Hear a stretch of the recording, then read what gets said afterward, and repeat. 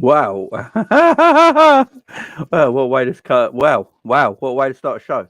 Um, big up everyone in the chat. As everyone do, thank you very much for joining me again in your lunch hour. I do appreciate it. It's where we're going to be talking about Liverpool's front three today. We've got other news as well to chat about. But big up to everyone in the house. How we all doing? Hope we're all doing good.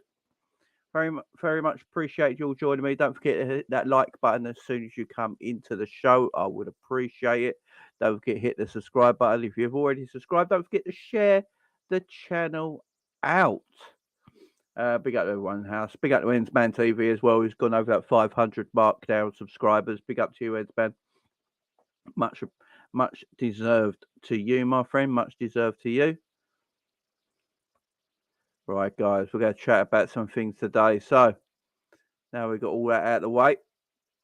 We've got a few things to chat about. First of one is that breaking this morning, I think this is from the Daily Mirror, David Maddox, who's obviously, David Maddox very, writes a lot about the northwest of England, Liverpool, Manchester, and all that sort of stuff. So, it might be a decent source, but let's see. So Liverpool target 6'3" free agent who ticks all the boxes to begin Jurgen Klopp's rebuild. It says here Liverpool in desperate need for reinforcements following a rough season so far, and Jurgen Klopp might have found a free gem to add to his collection. Liverpool are in the fight for one of Bundesliga's hottest defensive properties as they look to strengthen us after a disappointing season.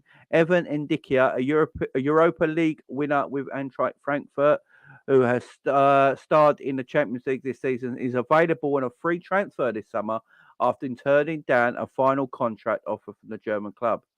This has alerted a lot of the top European clubs, including the Reds, who have followed the 6'3" centre-half since he emerged as a teenager with Auxerre at the French youth levels. Arsenal and Tottenham have also been closely following his development of the 23-year-old, who heads the Bundesliga stats for defensive blocks this season. Reds boss Jurgen Klopp has spoken openly about rebuilding the summer, and a new centre-half is one of the priorities, along with midfield reinforcements. Ndicka ticks all the boxes as far as Liverpool are concerned because he is available on a free and is a perfect profile.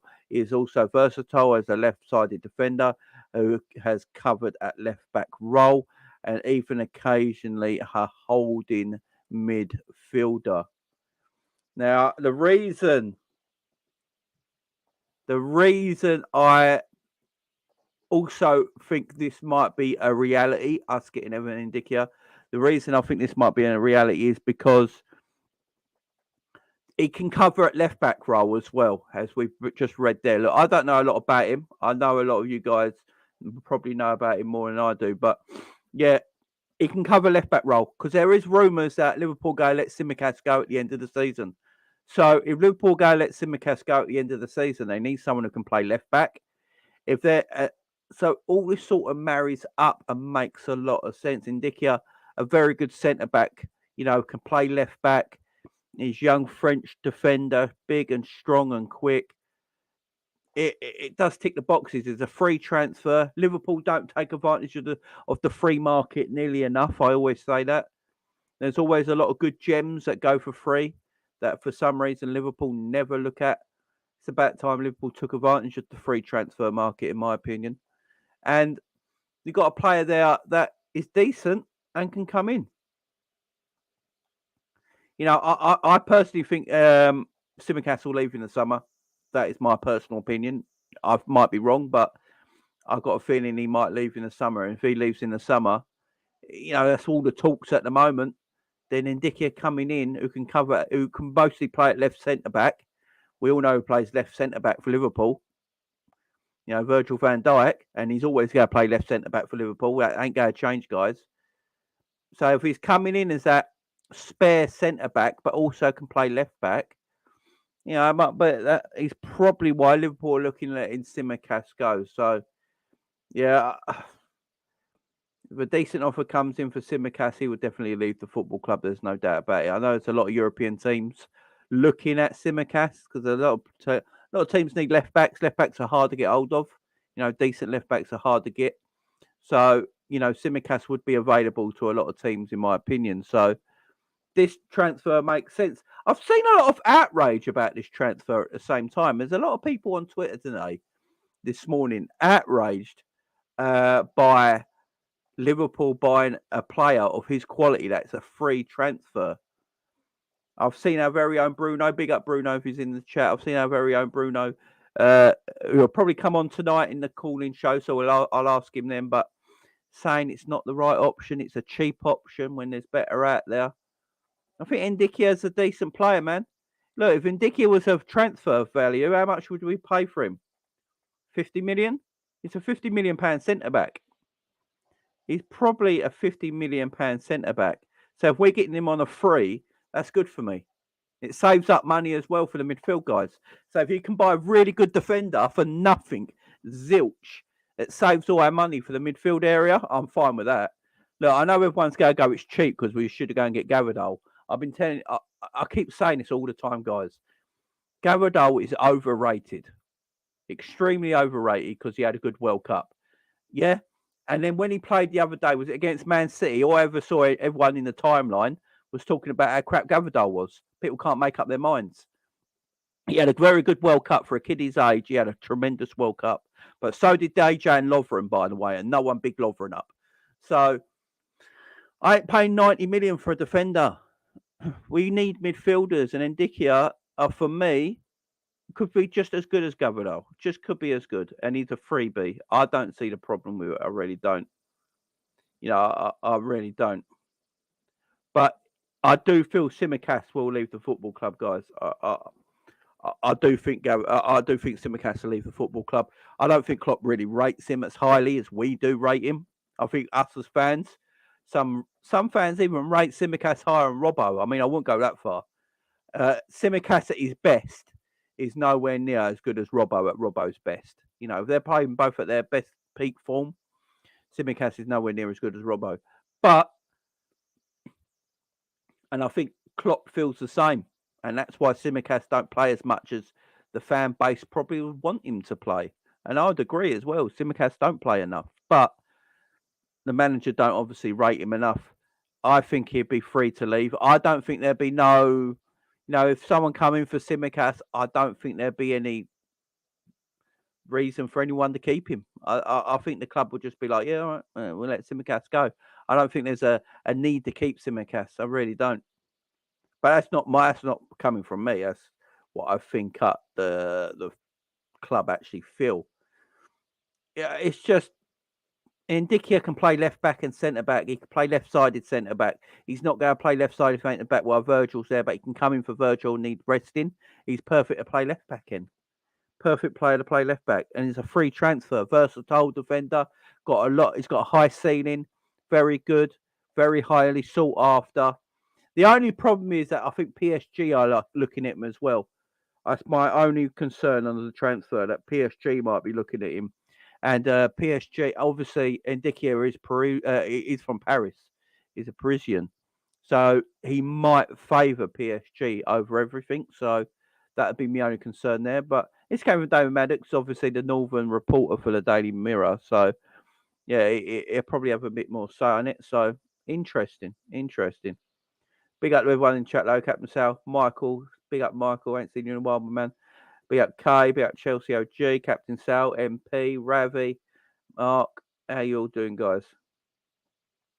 PSG need to be investigated like City. Yeah, they will be. They will be. Big up Fozzie. How you doing, Fozzie? How you doing? Fozzie, if you're available, man, you can come in if you want. Fozzie, if you're available today, my man, you can come and join me. I can send you the link. But yeah, it's a good transfer, I think. I feel like it's a good transfer. I don't get why people are getting a bit hell bent up about it.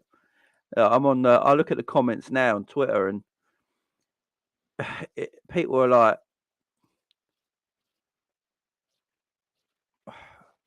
some people are saying they're happy with it. Some people are saying the perfect Matip replacement. Some people are saying Ndicka's not it. Some people are saying, why are we being cheap by getting them a free? You can't win. You literally can't win. People are like, why are we being cheapskates by getting a free transfer? But he's a good player who's a free transfer. If he had transfer value behind him, it'd be 50 mil. You know what I mean? We've got to be careful here. We've got to be careful because I don't mind free transfers, man. I really don't mind I like a free transfer. If they're a good footballer, I don't think we use the free transfer market enough.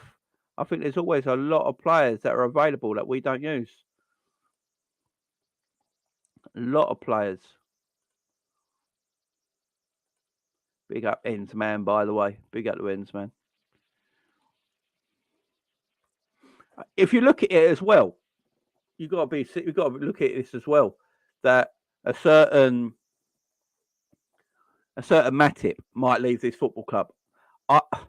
If you're looking at Joel Matip or Gomez to leave, they're going to be the two, in my opinion. Gomez would have more transfer value, which is why Liverpool actually might let Joe Gomez go and keep Joel Matip. For me, I'd let Matip go over Gomez because Gomez can play right back, can play centre back. But the club might see it as that they're both available if people bid the right amount of money. I literally do think I think there's only a few players in our team that are not available for any money. I think that's Alisson, Virgil van Dijk, Konate, Darwin Nunez, Gakpo, Luis Diaz. I'd say that's it. I'd say for everyone else in our team, I think everyone else is available. Everyone else is available if they want them. So I think if money comes in for Gomez, that can't be turned down. If someone bids 40 or 50 million for Joe Gomez, Liverpool are taking it. If someone comes in 15 million for Joel Matip, I think Liverpool take it. I can see one of Gomez and Matip definitely leaving in the summer.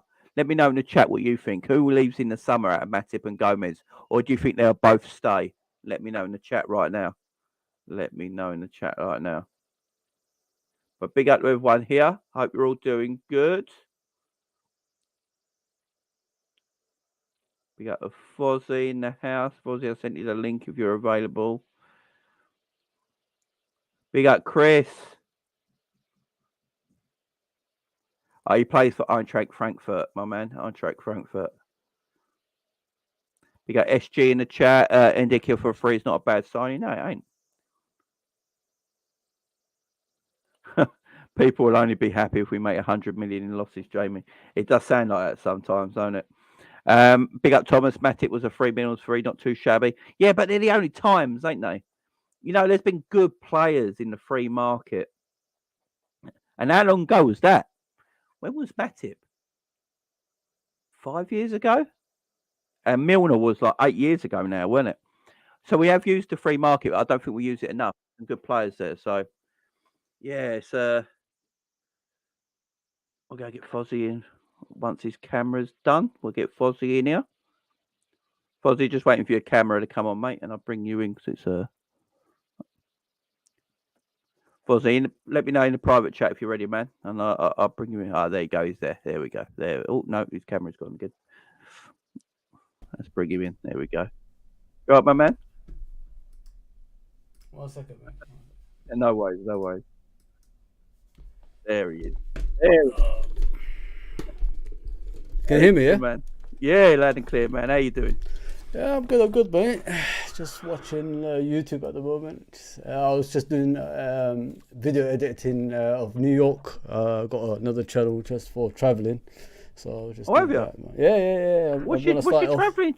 No, it's Fozzie's World. You know the account I already got. Yeah, so. Oh right, yeah. So I'm just trying to do a traveling thing. Yeah, I travel a lot in it, so I don't.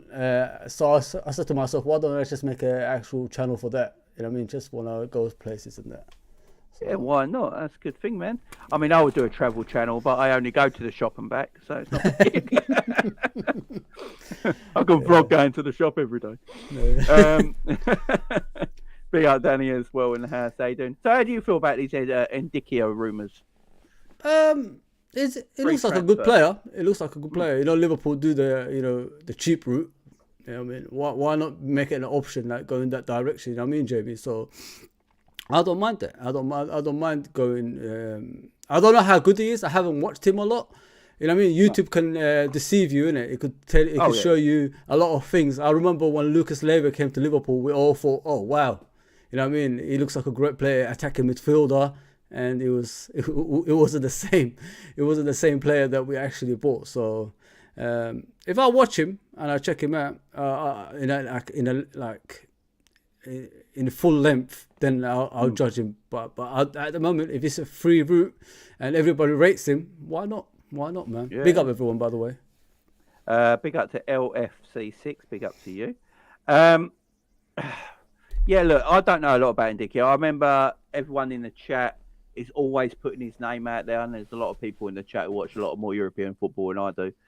And they rate him highly, and they've been chatting about, a lot of people in the chat have been chatting about him all season. So, yeah, I mean, look, I was listening to ESPN earlier, and they were talking about him and saying that he's like, if he was on the market, it'd probably cost you 50 mil.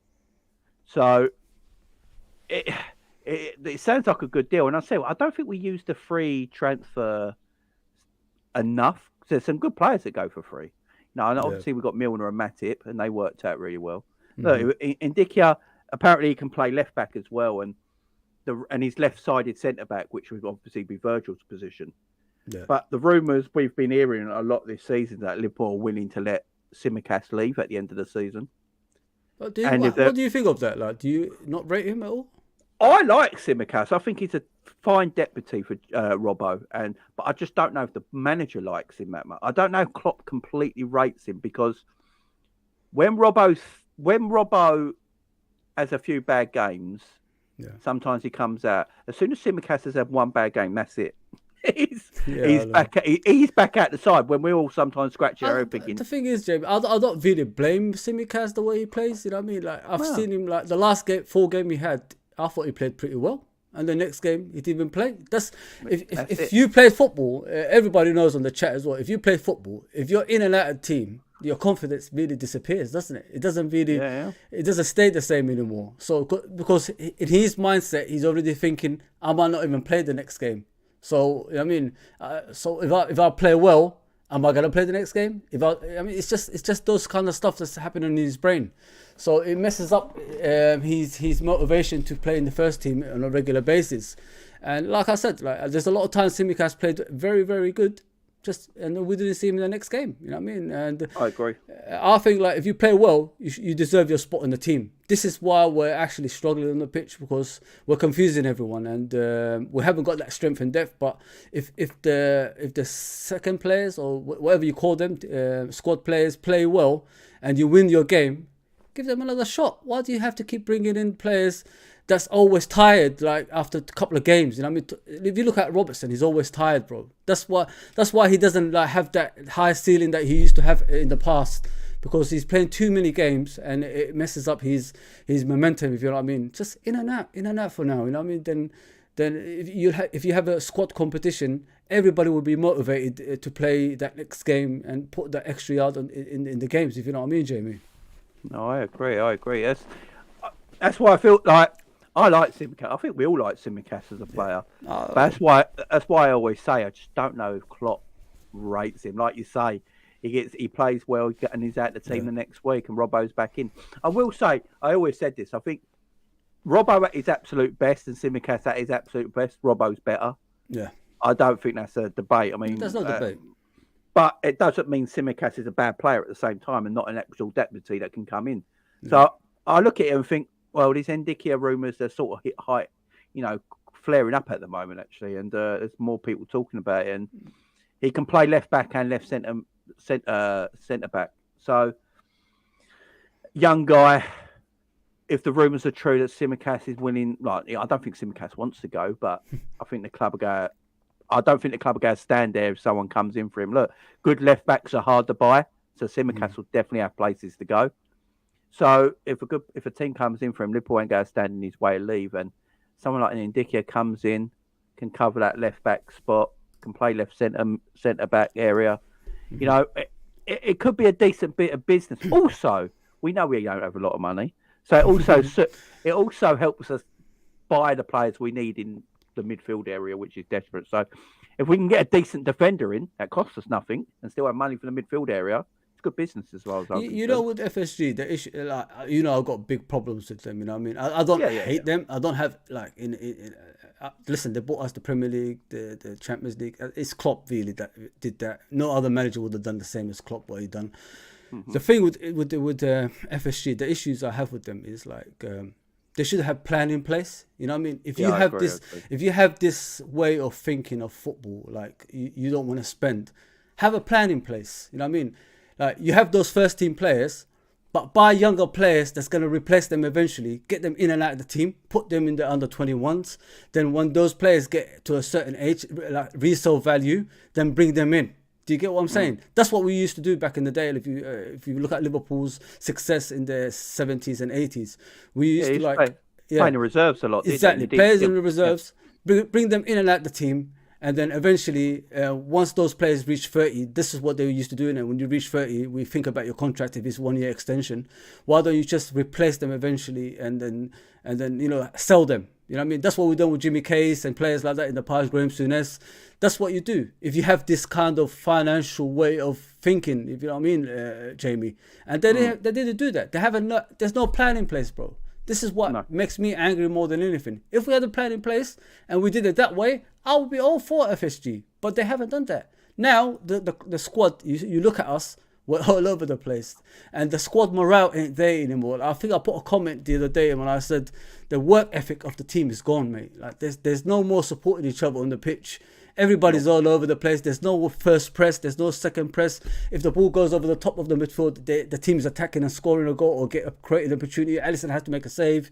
It's just we're in a mess at the moment, mate. And like I said, if FSG had that plan in place, like put the players when they're around their 30s, resale value, sell them, and then get the youngsters through who's going to replace them eventually in the same position. But they don't have that plan in place. And they haven't got a person that actually has that kind of mentality in the background that could do that as well. And like I said, if they had those things in place, I think we would be more successful than not, in my opinion, Jamie. Yeah, I agree. I mean, I was talking about this the other day about FSG, and I was like, before COVID, was pretty well run club. Yeah.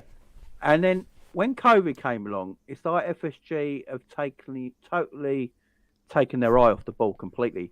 Everything to do with the club. We're not just a mess on the pitch, we're a mess behind the scenes as well at the moment.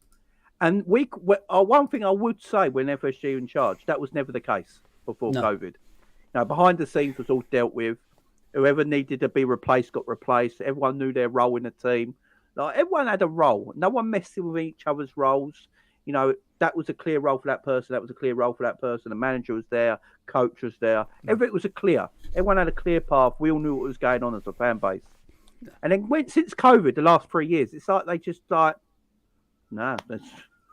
just take their eye off everything. I honestly think, Jamie, they're blaming us fans as well, like in a kind of way, because, you know, like you just said, everything's just one pear-shaped. You know, like we're giving contracts to players that shouldn't get the contracts. You know what I mean? We're breaking the wage structure. They had the structure in place, people. Like, if you understand, they had like, I think you reach 30, they will think about giving you an extension, something along those lines.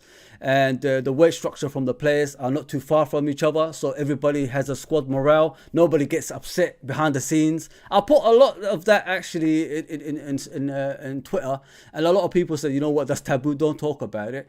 But if you make the wage structure like this, one player is getting that much and the next players are getting up here, of course the players talk, Jamie. Players talk. I mean, they say like Salah is not the one that won the Premier League. It's all of us as a team that won the Premier League. Why aren't we getting the wages we deserve? Why do we have to just, like, I think at one stage Fabinho, Trent, Virgil van Dijk and Alisson signed a contract in the same month, was it something like that, a couple of years ago? And then all of a sudden, one of the players, I know like everybody says Salah deserves the wages he's getting, but what about the players that actually got him there? You know what I mean? Why are these players getting the higher wages? Why isn't Virgil van Dijk getting the higher wages?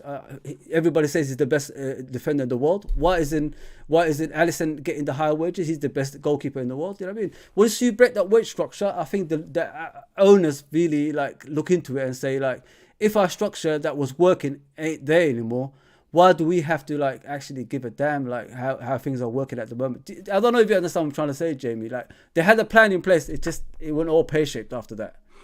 Yeah, but the fans did want it. The fans did want it, like Salah getting that actual money as well. So, and you know what I've always been like, I don't care if we're a Moneyball team as long as you're doing it properly. I don't care if the owners have got a thing that they want to do, but they keep to their word and they do that to the best of their degree through the whole thing. I'm not actually bothered. I know a lot of Liverpool fans speak about this a lot. We're not asking for like £300 million summers every single year. No, no one is. So just asking for if you're buy to sell or your Moneyball, whatever you are, just do it properly every year. You don't have to. I know with Moneyball, you don't always have to sell your main assets. You can. It's about selling assets in your football club and then replacing them. And we've got a lot of assets in this football club, not just in the first team. You've got the youth team as well, the academy. The academies at the end of the day are money farms. That is what they are, right? One or two will come through to your first team because they're too good. You can't hide from it. Like Ben Doak will probably play for Liverpool's first team in a few years' time. Trent already came through. Curtis Jones came through. No matter what you think, the quality of these players, they came through the team. Now, Harvey Elliott was more Fulham, so was Carvalho, so you can't really count them. But also, I don't think Elliott ever played for the academy when he came to Liverpool. No, I think he went. I think he played one or two games. Yeah, he went straight in the squad, didn't he? Yeah, he went straight in the squad. So, no matter what people think the academy is, and people will go, well, there's no real money there. Well, if you sell a player for 500 grand, another player for 1 million, another player for 2 million, it's what Chelsea do. It's how Chelsea kept afloat under Roman. Roman weren't here Roman weren't just buying players with making no profit back. They were selling a lot behind the scenes of their younger youth players. Declan Rice was a Chelsea youth player. They let go to West Ham and. They made money in certain ways, and also you let these youth players go. You put a percentage on their contract if they get sold on again. You get a percentage of that. It's a way of making money, a way to keep it going. So if FSG would go do it like that and kept the money coming in and also kept spending occasionally, we're not asking for 300. Now, if I spent 100 million every summer, no one would be moaning. You know what I mean? No one would be like, all right, because I've always said sometimes you don't have to spend like. I think Chelsea wasted a lot of their 600 million they spent. Of course they have, transfer windows. And I think there's a lot of players there that I don't think are going to be that great. No. And so you don't have to spend like. I would be fuming if Liverpool spent 100 million on Mudryk. That's crazy. Like fuming because there's players out there you don't have to. You can buy decent players. Like we're on about like Kones, Agates, and players like that, and Thuram's. They're all 30 million. That's and then you got market. 100 million. That's crazy. Yeah. He hasn't even proved himself to even be a top player. What league has he proved himself in to be a top player? I mean, it's crazy. It's crazy. 100 million. Nah, man, no way, man. But that's all you need. Yeah.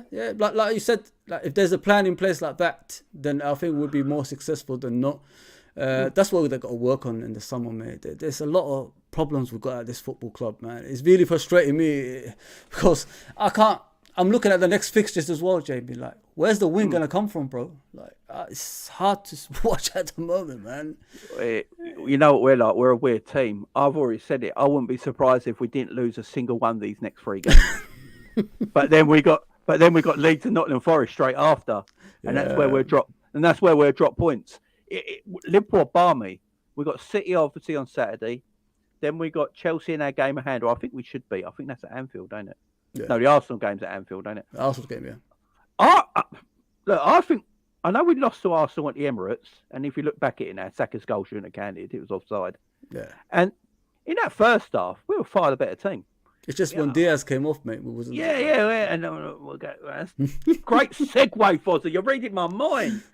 So, Luis Diaz is back in training, and according to all reports, he will be in the matchday squad for Manchester City. How are we feeling about that? Oh, I just hope he comes back to like somewhere near last season's form, mate. Because like a lot of the players this season haven't been like in the form that we used to them being in. He has been missed. I mean, the left hand side hasn't been the same since he actually got injured. if he's slowly, like, let's not rush him back. You know what I mean? That's what we done in before the World Cup started. And we went to that Dubai, tournament. I think if we just like take it easy on him, let him come on it gradually, and work those legs. I think this season could be better than like we expected, because I think a lot of people have given up on the top four. If you look at points wise, we're not too far from Tottenham. Now they're losing their manager. Are they going to get a boost, or are they going to fall apart? We don't know yet. I think he's going to play a big role, Jamie. I think he's going to play a big role, because once he plays, that front three looks more settled, if you know what I mean, because he's more direct, he's more pacey, he runs up and down that wing as well. He helps Robertson to a certain extent, but with Diaz, the issue he has, he only performs when we're a goal down. I want him to perform like from the minute 1 to the last minute. So I think, listen, I think he's going to do well. I think he's going to do well when he comes back. I think him sitting at the sideline and watching the team, like the way we're performing at the moment, not consistent enough, will probably motivate him to do that extra better. We need top four, JB. If we want to get these big players, we need top four, bro. We need top four 100%, man. No, I agree with you. I think these next 3 games are going to be so important. Luis Diaz coming back, even just coming back even to training, will give the players a boost. Getting these players back, quality players coming back to training, will automatically give all players a boost. It's just, you see Luis Diaz back, all right. And you know what we're missing? We've been missing a ball carrier in our attack. Desperately missing a ball carrier in our attack, and that's what Luis Diaz is. He's a ball carrier. He goes at defenders. He's got great work rate. Yeah. Look, his end product might be a bit questionable at times, but he's got plenty of time to make that better. So I'm not worried about that. So he's a player we desperately miss. Also, the pressing side of his game is very underrated as well. He's a very good defender. That might not make sense being a forward, but it's like Mane. Mane's an extremely good defender. We miss that in our forward lineup. I think Klopp spoke about it before. The front three of Bobby and Salah and Mane were not just a tremendous goal-scoring front three. They were tremendous defenders as well. Yeah. They started the press. See, the press, the press actually starts from the front three, then the midfield, and works its way back. That's what they used to say about Ian Rush back in the day. Remember, Jamie? Yeah, it's a pressing machine. And now, and that's why he never worked in Italy, because they were like, what are you doing back here in a defensive area? Just stay up there. And he didn't get it because the culture is totally different. And at the moment, you've got Darwin Nunez, who's not really a presser. He likes to run into space and, use his strength and pace. Gakpo, I'm not sure quite what Gakpo is at this moment in time. And Salah, I think, has changed his game a little bit, tweaked it himself, so he's got longevity in the game. So I think he's just changed it. He wants to keep playing till he's 34, 35. So I don't blame him. So he's a goal scorer.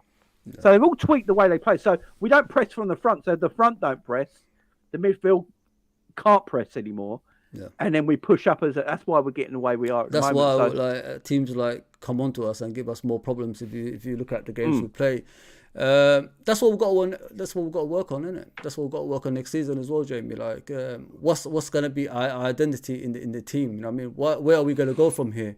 Because if we're going to be that pressing machine, they're not going to last long. There's no longevity in it. If we're going to be more technical and mix it up a bit, maybe we could actually have longevity in that way. That's what I said, Jamie, before. If we have technical players as well as runners, maybe that's the way to go forward in the future, so we don't have this we're burning out the players, if you know what I mean. I think this is the way we've got to go, man, because looking at us this season, it's not good anymore, man. And that's how I see it, Jamie. I think there's a lot of work ahead. I know I keep referring to it for the next coming seasons, because this season is just whatever happens to me, in my opinion, Jamie, this season. You know what I mean? I've given up most of it because of the way we performed. We lost a lot of games. We only won, I think, 3 away games this season, and 13 goals scored away as well. Yeah, man. It's sad, bro. It's sad, man, and it is frustrating. But yeah, we just got to find a way of performing to keep the players fresh, because we haven't got the strength and depth at the moment, mate. Yeah, it's not like we've got an easy away game next, is it? So, Oh man, 12:30 kickoff on Saturday and everything. My match preview for that will be tomorrow night at 9 p.m. Guys, I got Daps on the show at 9 p.m. tomorrow night to do a match preview for the City game. Tonight at 6 o'clock we got a call-in special, guys. So we got a call-in special tonight at 6 p.m. with talking about the Liverpool Man City game. So yeah, make sure you tune in at 6 p.m. and 9 p.m. tomorrow for all that stuff for Man City, guys. Luis Diaz, though, I'm just glad he's back. I'm glad he's back. As long as he's fine. Apparently, the medical department and everything is saying he's good. It's just up to Klopp what he wants to do with him now. I think if Klopp's got the word that he's ready to go, he's straight back in the squad. There's no doubt about that. And just be good to see, even if he only gets 10 minutes on Saturday. It'd just be good to see him back. Unfortunately, a player that won't be back for this weekend is Thiago. I don't know what we're going to do with Thiago. Mate, Thiago's a strange one, mate, isn't it? It's a strange one, people. I love the guy to bits. I've been a big fan since day one with him. I always thought, like, what would it be like having a world class player like that in our midfield? And I think the Genie thing played a big part of it. I don't think he was Genie's replacement. A lot of people think that. I don't think he was Genie's replacement. I think he was there to be a luxury player, JB. I think he was there to certain games, like we're struggling, like especially with that deep line defending. He comes on and changes the game. That kind of thing. That's what he was bought for. But the saddest thing is Genie left, and we haven't had no Genie replacement ever since. And you can see there's a big gap in that midfield with that Genie as well. If you think about Genie, people, like, he's the first line of like the midfield that presses. He was the possession keeper. He was the one who covers Fabinho when the ball goes behind him. You know what I mean? He had a lot of work, and when that work ethic is not in the team anymore, this is what you're gonna get. You know what I mean? If you look at our midfield now, the ball bypasses Fabinho. There's no one recovering. There's no one there. You know what I mean? So, and don't forget, Genie played as a number 6 majority of the time as well. Like when Fabinho needed a rest, they put Genie there, didn't they, Jamie? So there's a lot of things that's missing in that midfield. But I don't blame Thiago for it. You know what I mean? Thiago was a luxury player that was bought. You know what I mean? Everybody wanted him. Nobody can say they didn't want him. Jamie. He was 20 million. He was 20 million. And like, well, I think Eunice just put it there, be like Eunice. It's like 20 million for a player of Thiago was a no-brainer. Yeah, it is. I mean, look, someone like Thiago Alcantara comes on the market and he's 20 odd million, and you've got an option to buy him. My only problem with it all, and I've looked back on it, I've looked back on it since, because everyone talks about the Wijnaldum factor. We never really priced Wijnaldum. Well, in the club's eyes, they did, because they bought Thiago in when Wijnaldum left. So in their eyes, they replaced him. Yeah. Right. With a far better footballer. I mean, let's be fairer. But the problem is, he can't do what Wijnaldum does. And that is the issue, because that's not Thiago's game. Like Thiago talks about, he's learned how to run playing for Liverpool. It's because, I mean, everyone laughs at that. It's because if you look at Thiago, he's a player that doesn't really run. Played for Barcelona and Bayern Munich. He plays in a double pivot. The player next to him does more of the running. They make space for Thiago. They let him create. He gets into them pockets of spaces and does his thing. That's what Thiago does. But Liverpool, in the way we play, you have to play in a way that you're a 6 and an 8. It's a lot of work in our midfield. And you've got to cover a lot of ground. And that's not Thiago's game. So I don't know if Thiago's getting massive injuries because of that. Mm-hmm. Maybe if we went to we played in a way that Thiago was suited, like a double pivot. You had legs around Thiago, and then you open up the space for Thiago to create. He might be less injury prone then. I'm not sure. Yeah. With Thiago as well, I just think he's a very slow healer. Yeah, I just think he's a very slow healer. But no, JB, when you reach a certain age, healing is it's not the same anymore. But then again, it could be just him, like you just said. It could be just him. That's the issue. It's just a slow healer. And if you look at him throughout his career, I think he's been very slow healer, even at Bayern Munich and Barcelona. You are right, actually. Some people just naturally like that. It depends on your body, innit, really, and how like you heal. I thought like it was just to do with his age. This has been happening from like he was younger, really, and it's still happening now. yeah, it's tough. A lot of people are saying like, let's just get rid of him because he's the problem. He can't be. You can't look at Thiago and say he's the problem if he's won everything in the game. Like he must have contributed elsewhere if he's won everything in the game. If you know what I mean. And it's just sometimes you know what it is, JB. It's the like you come to a team. It's just the timing, innit? It's just the wrong time. Pandemic happened. We didn't like refresh the squad, and it's just everything on pear shaped. Like because we're supposed to progress from that season. We won the league. And it was the pandemic, and when pandemic happens, Liverpool Football Club gets affected.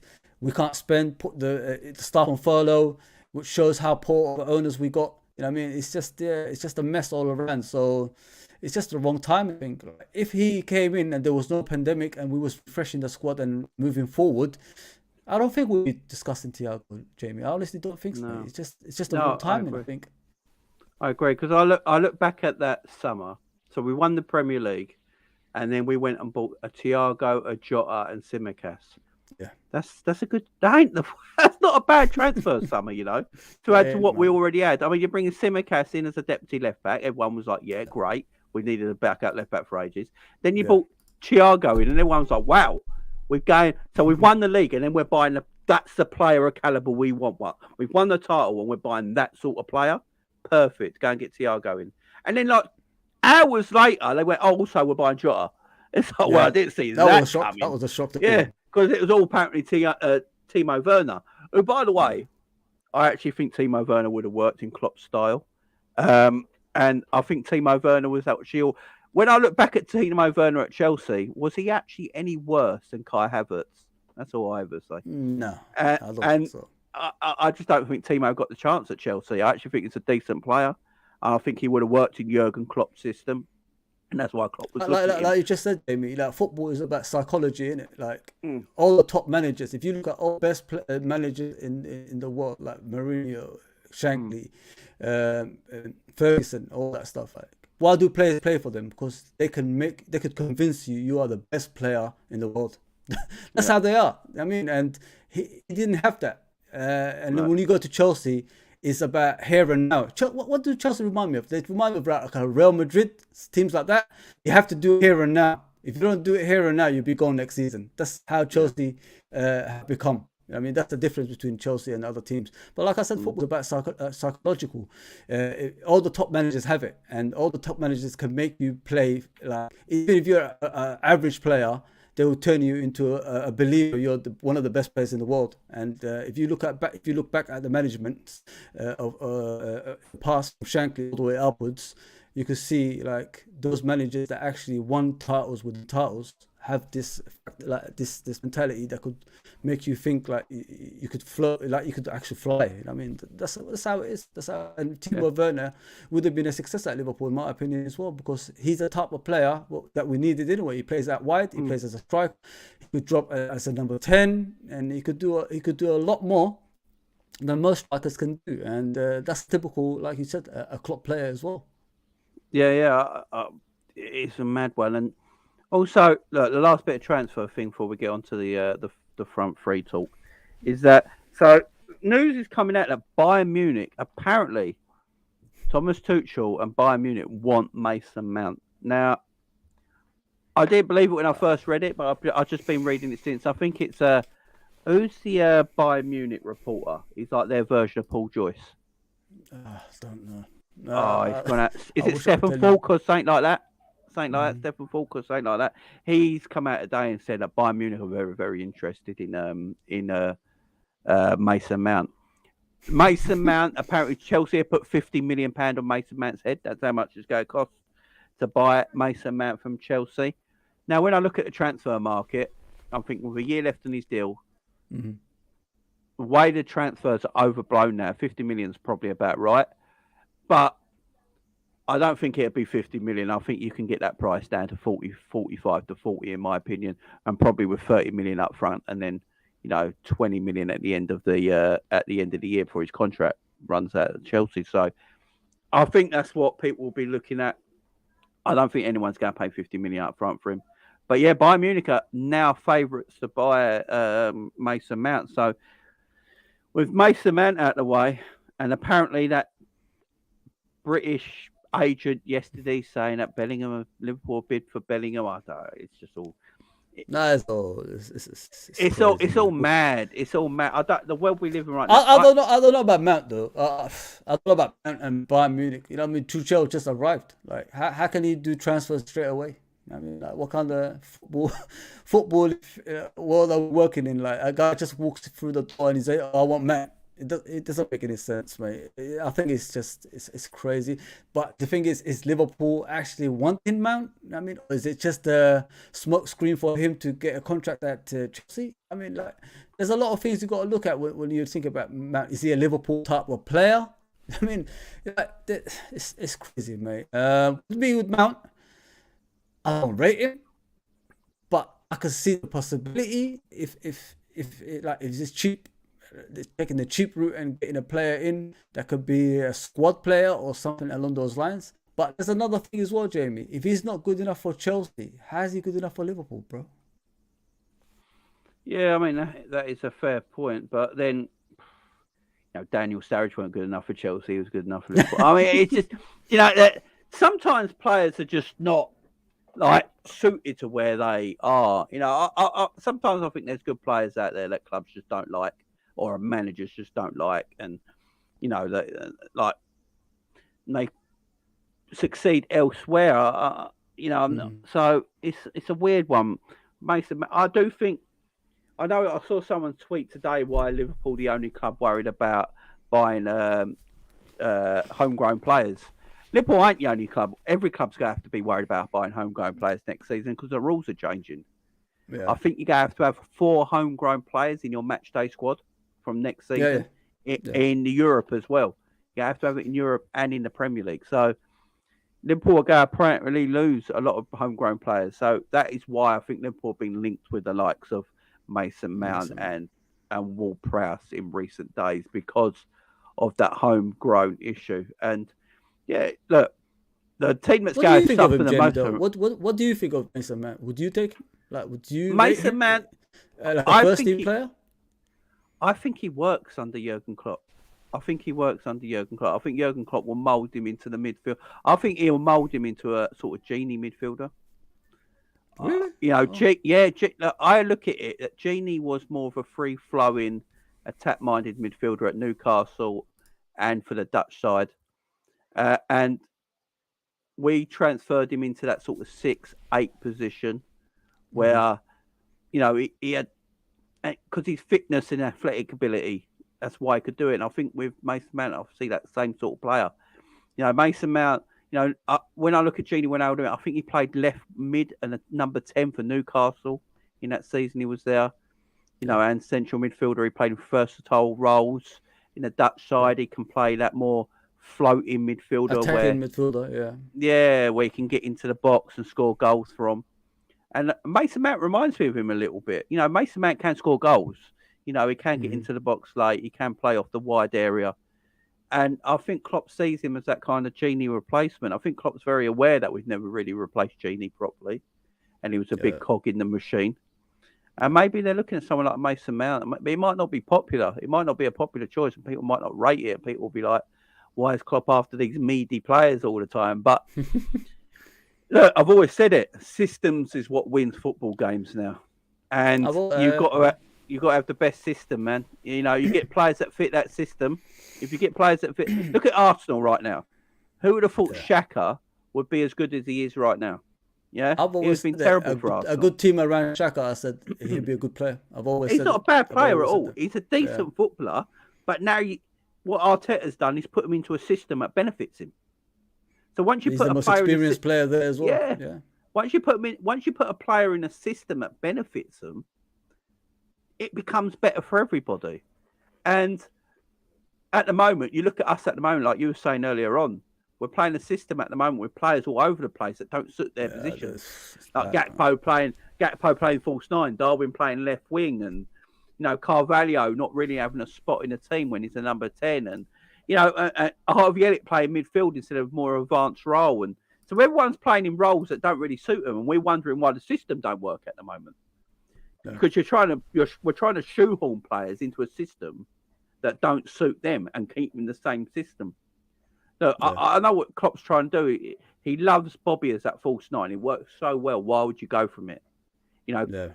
Mane, Salah, and Bobby work so well. You know what? Gakpo is it's not bad in that position. Like a lot of people are questioning that position. I don't think he's that bad. I think he just needs time to get used to that position. As you are aware, Jamie, it took Firmino time to get used to that position. What I like about Gakpo in that position is he's more like he can keep the ball more. He could pass the ball better. And he's more pace, if you know what I mean. He could keep up with the play if the two attackers in the wings move forward, if you know what I mean. And with him, it's just the consistency is the issue at the moment, which is understandable. You know, I mean, we all play football. If you come into a team, brand new team, it will take you time to become the player that they want you to be. And gradually, like you could see him, and now he could have 2 good games, but he would have 2 poor games. You know what I mean? So once that the good games become a regular thing in his performances, I think he's going to be a great player in that position, Jamie. I honestly think. And not only that, he could play multiple positions. I thought when we bought him, he's going to play that number 8 role because of his height and coming in from deep and all that stuff. So he might be transferred to more than one position, you know what I mean? And that's how Klopp works anyway. Like you talk about Wijnaldum, he was a number 10, he was a winger, and he's an attacking midfielder for Holland. So maybe that's what he's going to do with Gakpo as well. But in that number 10 position, number 9 position where he plays, just give him time. I think he will come to his own because he's having a couple of good games. Obviously, he's having a couple of bad games as well. But once that consistency happens with him, I think he's going to be a great performer in that position, man. Because I like the way he controls the ball, Jamie. The way he turns, the way he passes. He never loses possession. Like Firmino, the issues I always had with him. I love the guy. Don't get me wrong. He's one of the best strikers we've had in years and years. Is keeping the ball. He always bounces off him, and he goes to the opponents, and they start attacking. We have to defend. You know what I mean? And with Gakpo, that doesn't happen. If you notice, like close control is very, very good with him. He's got very good close control, but. Did you see him playing on the left wing actually for Holland the other night? He looks a totally different player. And Gakpo playing on left wing. I think it was Gibraltar, so that's not going too hard on it, right? But I love that. You can see that he's naturally suited to that left hand side. But I've always said it as well. With Gakpo, he comes naturally deep for the ball. He's not being told to do it. You can see it's natural in his game. And I think that's why Klopp's played him in his false 9 role. I think he's tested something out. But the problem is, you buy Gakpo for that false 9 role, you know, this is where you're saying about doing your looking ahead and buying ahead and mapping out your future. And if they saw Gakpo as a player that could play false 9, why did he buy Darwin in the summer? If Gakpo was always that choice, you know, like. I know you need a squad, and that's great. But if Gakpo's always going to be your first choice, you don't really want to spend up to 65 to 100 million M's on a deputy that ain't going to play as much as Gakpo. It don't make financial sense.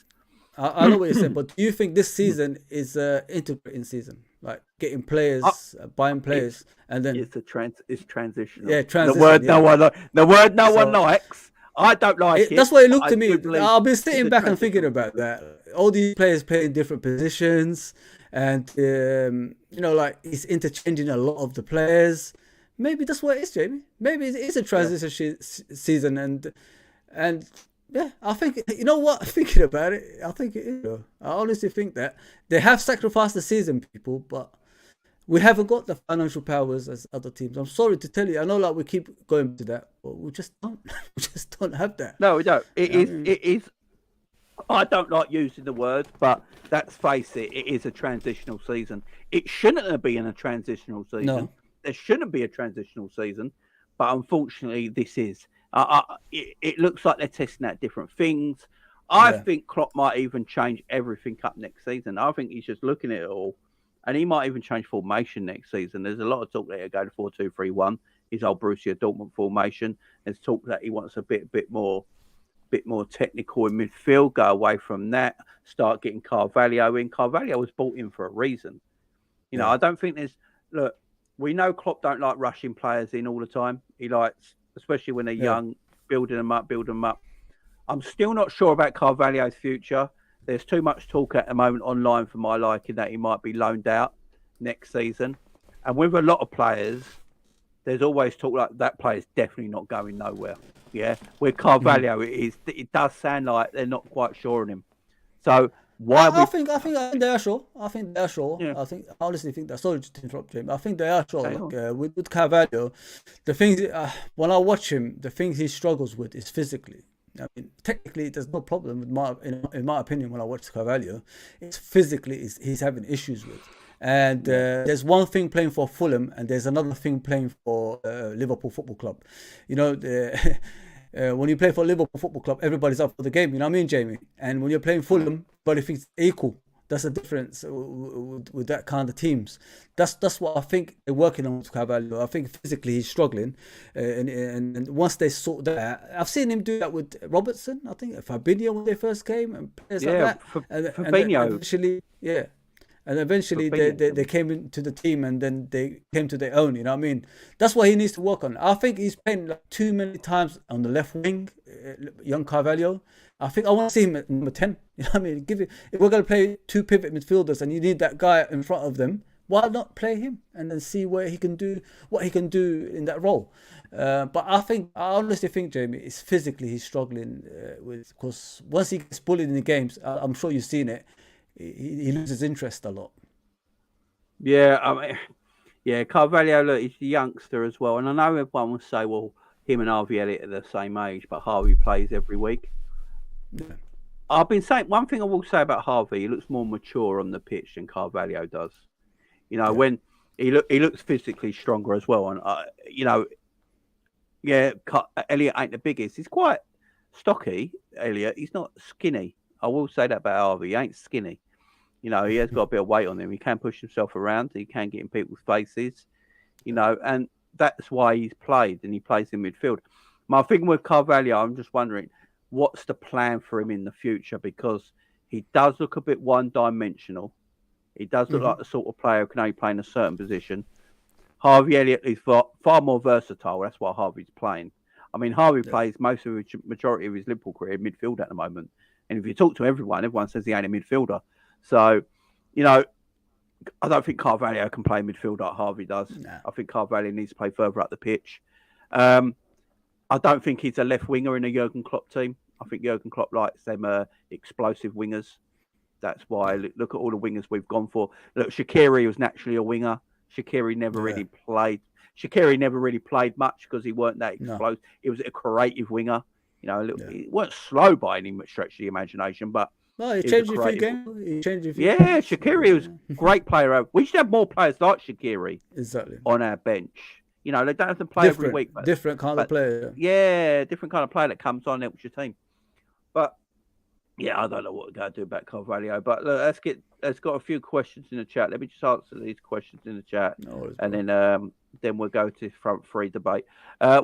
Jamie? Chris says, what's your top targets per se for next season, Jamie? So my top targets are 3 midfielders and a centre back, because I've got to be realistic. I'm realistic. I know what our club's going to do. You know, we can't change. We can't change everything in one summer. To be fair, even if we had the richest owners in the world, changing everything in one summer would still be difficult. You know, because you've got to get the right players in, and the right players, when you've got that much money, will be even more expensive. So to get that all in one summer would still be hard to do in a way. So 3 midfielders and a centre back. Also, I don't think it costs a lot of money. I don't think it costs as much as people think. You know, if you go for Jude Bellingham, whatever the outlay is on Jude Bellingham, so it be. If you don't go for Jude Bellingham, there's midfielders out there that won't cost that much money. And especially the way, you got to remember as well, especially the way we buy players, down payments and instalments. You know, Darwin Nunez was a £65 million deal, apparently, as I said. We never paid £65 million. You know. It's like Chelsea never spent £600 million in 2 transfer windows. I think their down payment was between 70 and 80 million or something like that. You know, and then the rest of it's on for the contracts. So there's midfielders out there, like Kone's available, Thuram's available, Ngate's available. 7 million for Caicedo? Would you pay that much? Caicedo, I rate him, but I still haven't really seen enough for him to be a 70 I million like pound him, player. Jamie. I really like him, man. I like him as a player, but I look at him as like, right, you got him and Ndicka, yeah? Ndicka is far cheaper. Who are you going with? I'm looking at the quality, bro. I'm looking at the quality. I mean, what do we need in that midfield? And I honestly think someone, we need a DM. Yeah, because he's a runner, mate. And there's more to his game. People watch Caicedo. There's more to his game. You know what I mean? And he puts himself about, which we're missing in that midfield. To me, like I know I say it a lot, JB. Like I think we're just soft in that midfield. I think we need players that can put themselves about. I think that put the fear of God in the other teams, if you know what I mean. Yeah. And this is why I always advocate for. I'm a great believer in Caicedo, like that, because they can bring things like that into the team that actually can put the fear in the opponents, which we're missing. If you look at Henderson. There's a fear. I don't fear Henderson when I watch him. If I was a player, you look at Fabinho, yeah, maybe hot and cold. And you look at the other midfielders, yeah, maybe.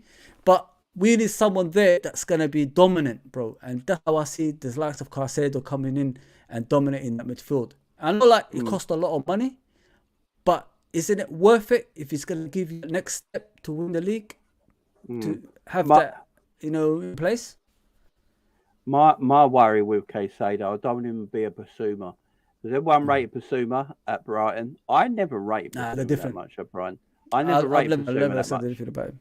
Yeah. And Basuma, I think, is a decent player. But if he was, Conte's not a daft manager. If Basuma was the quality everyone said he is, Basuma would have been playing. I know he's been injured and that, but when he's fit, a fit Basuma would be playing for Tottenham if Conte thought anything of him. So there's obviously a player there that ain't maybe as good as the world makes him out to be. But yeah, Caicedo, what I've seen of him, he dominates that midfield. Him and McAllister are just a league above. You know what I mean? Oh, they're an absolute league above. I don't know if Basuma is class, Danny. I've got to say, I know he's at a dead club, but Conte ain't a daft manager. And Conte's on about having quality players all the time. Exactly. And if Basuma was fit, when Basuma's fit, he didn't really start. I'd actually say Højbjerg is a better player than Basuma. Yeah, personally. I think so as well. I feel like sometimes if you look at it, Jamie, when you have that step up, it's too much for you. I think he just suits a team like Brighton. I honestly think that. When everybody was like hyping about Basuma, I said, really? Do you guys actually think he's that good? You know what I mean? Like, I don't see him that much, but from what I can see of his ability, he doesn't look like a guy who could go to a top team and demand a place. I mean, that's how I see it when I look at Basuma. But with Caicedo, I see it differently, if you know what I mean. But yeah, Basuma, I think he was just overhyped. I honestly think that, Jamie. I'm surprised how many people in the chat really rate him. I don't. Look, is Basuma? I don't know if Basuma's that great. I think sometimes people like Basuma can look very good in teams like Brighton, like Fozzie's saying, and can not always make the step up. That's the thing as well. That's a mentality issue. You can stand out at Brighton because it's your comfort zone. Exactly. You're head and shoulders above everyone. So that's your comfort zone. But as soon as you step out of that shadow and go to a bigger club and you don't perform, it's a mentality problem. I always say Zaha. Zaha's too good for Palace. You read my mind, bro. Zaha is too good for Palace, but he's never left there, really. He went to Man United once. It was a young... Everyone says it was Zaha's problem when he went to Man United. He was a young guy and got lost in the shuffle. But if he was really that good and he had a strong mentality and a strong will, he would have made it work. So I can't always use that as an excuse for age. There's a reason he's still there now. Is he 30 now? And he comes to I think he's leaving. I think he's leaving at the end of the season because there's no new deal for him to sign. But I literally think if Palace gave him a massive deal, he'd sign for Palace. He's signed again. Yeah. I just don't. There's a mentality thing as well, guys. With it, players can be good on the ball. They can look excellent on the ball, and mentality-wise, they go to a bigger thing. It's what's around you, innit? If you look like the players around you, like you come from a team that I don't want to like downgrade Brighton. Like you come from a team players they have, and then you go step up and you see the Tottenham players like they're probably better than you. They probably they demand a place. They're more vocal than the Brighton players, if you know what I mean, Jamie. So it's gonna be a step too far for some players. And if you look at him, he just looks like a shadow. Does he even play, Jamie? I don't even know if he's on the bench, let alone on the pitch. I don't know. It'd be interesting to see it though. Now Conte's not at Spurs anymore, so if Basuma's fit, I don't know about his fitness levels. His fitness levels might be really crap, but if Basuma is fit and ready to play, it'd be interesting to see what Basuma does at Tottenham for the end of the season. Now there's no Conte there. It'd be interesting because it's all right, guys in the chat. Everyone's saying he dominates midfield, he bang for us and all that. I've not seen it yet at a bigger club. That's what I'm trying to say. Players sometimes look. No one in the chat wants Matheus Nunes because he's at Wolves and he's not performing well, right? What if did anyone want right? Because I didn't. Obviously, I went on Twitter much or did YouTube much or anything like that before when Gini Wijnaldum joined Liverpool, right? But Gini Wijnaldum joined Liverpool from Newcastle, and I bet there was people saying, "Why are we buying a player that's got relegated with Newcastle?" When we bought Robbo, he was a left back for a bloody hole, and we turned him into one of the best left backs in world football. He didn't stand out. Robbo never really stood out a hole. I never watched whole games and thought, oh, Robbo's a player. Sometimes it's a mentality thing. Like Robbo's got an amazing mentality. He made himself succeed. I've always said this. I think if you've got that mentality, sometimes you might not have the attributes, but your mentality might be top notch, right? Why do you think Jordan Henderson gets picked for every manager he's ever played for? Why do you think Jordan Henderson gets picked for every manager he's ever played for? Why do you think the international coach always picks Hendo? Look, Mason Mount started the World Cup, couldn't cut it. Hendo came in and played and carried on playing. Yeah, arguably Hendo was better than Bellingham the other day. I don't like shouting that out because people will shout you down, but he probably was. Hendo plays for every manager he's ever played for. A lot of people call Klopp the Messiah, the greatest manager in the world, yeah? Well, Klopp picks Hendo all the time above all the midfielders, guys. It's because it's a mentality. He knows it's not a physical thing. It's not an attribute thing. It's an attitude. It's a mentality, right? And that's why some players play. Roy Keane spoke about it. When Roy Keane went to Sunderland, he said Jordan Henderson stood out the most because he had attitude. And he had this mentality that Roy Keane actually liked. And he said, you're going to make it, right? I think he gave a dressing room rundown to everyone in the Sunderland team. And apparently Henderson stuck up for himself and Keane loved it. Because he said, that's the attitude I want. Sometimes you might not have the physical attributes, but you've got that attitude, that mental belief to make yourself succeed. And look, they're the players. So Basuma is probably a far better footballer than Jordan Henderson. But if he hasn't got the mental capability to get himself up for the big teams and have that fight, I want to see more from Basuma at Tottenham. I want to know why Basuma ain't playing more. You hear nothing on social media. I'll look at a lot of Tottenham social media because my brother-in-law is a Tottenham fan. My nephew's a Tottenham fan. So I have an intrigue in Tottenham. And they always say, you don't really hear anything from Basuma. It's just like he's happy to be there. Is that what you want? That's what Joe Barnes actually said about Liverpool in the 90s. He said, like, when those players came to Liverpool in the 90s, like Phil Babbs and, John Scales and all these players, they were just happy to be at Liverpool. He said, like, we went from, like, winning everything to players who are just happy to play for Liverpool. And that's how Basuma looks when watching him. It's not like we're downgrading him. It's what we've seen in the past, Jamie, you know what I mean? And he looks like the same thing, like he's just happy to be at Tottenham. That's the thing with him. Like you said about Jordan Henderson. Why is Jordan Henderson always getting picked? Why did Ron Whelan used to get picked in the 80s and early 90s?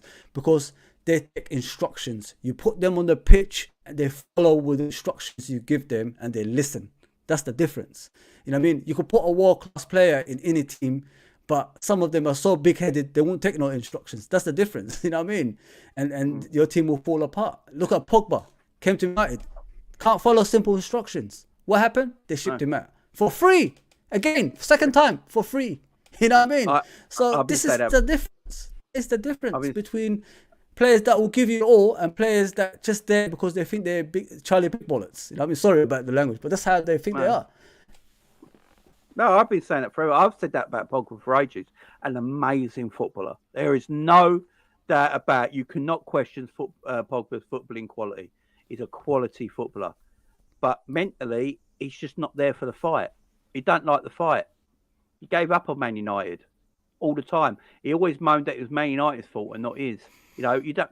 You know, that's a player who's got all the quality in the world, right? But he is. You see, when he plays for the French national team, you know, he's more comfortable. It's his surroundings. You know, maybe he enjoys the people in his company more and stuff like that. But how can you not have the fight playing for Man United? It don't make no sense. So, you know, you're going, I don't like Bruno Fernandes, right? I don't like Bruno Fernandes.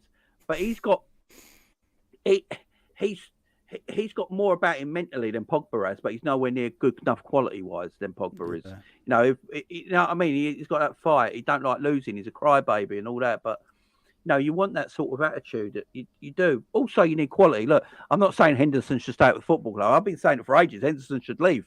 But Henderson's going to stay. Henderson's going to stay at Liverpool till he retires. There's he does a lot. He does a lot, Jamie. He does a lot on and off the pitch, innit? So he's got to stay. He's got to stay. You need people like that. You know what I mean? So, like look at the Barcelona, the great Barcelona team. They had Busquets. A lot of people used to say like, "Hey, they're a good player," but he had the impact on the team. You know what I mean? There you go. Yeah. So Busquets. Yeah, everyone says like, "What did Busquets do as a DM?" Exactly. That's a good thing. And that means he didn't go noticed. That means he was doing his job. That's what you want your DMs to do. It's just, I like Basuma, guys. I'm not dismissing Basuma as a footballer or anything like that. I just worry about his attitude going up. You know, when he went to Spurs, he should have been first choice, in my opinion. Him and Højbjerg should have been first choice for Tottenham. And if he couldn't fight the manager to get that place, you got to remember, Hendo weren't first choice when Klopp came to Liverpool. He played right wing. Yeah, Hendo weren't first choice in that central midfield area. When Klopp came over. Yeah. He made him sure he made sure he was that first choice midfielder, right or wrongly. It happened because his mental attitude. You know, you got to have that. Harvey Elliott plays a lot, probably because of his mental attitude. You know, I rate Basuma as a footballer. I just worry if he's got like Zaha, and I've seen players like it. You know, there's so many quality footballers. You can name a lot of quality footballers that have got undoubted quality with the ball. You know, put them on the pitch and they can do things no one else can. But for some reason, they haven't got that mental attitude. You know, who's the player who used to play for Man United? Young guy. Alex Ferguson said was one of the best players. Could have been anything he wanted, but didn't have the attitude. Oh, the Jamaican boy. I forget his name now. I know you're talking about. Yeah. A quality footballer. Could do anything. Alex Ferguson used to talk about him all the time. Is it Morrison? Ravel Morrison. That's it. He could do anything he wanted on the pitch. He was a tremendous player, but he just didn't have the attitude. Alex Ferguson got rid of Pogba for the same reason. You know, for the first time round, because quality footballer just didn't have the attitude, and that's. You know, and that is why Klopp does look at like personality a lot. You know, a lot of people wonder why Klopp looks at personality a lot. It's because I think he looks at that. If you've got the attitude and the fight and want to be here, you know, along with enough quality, then you'll benefit us.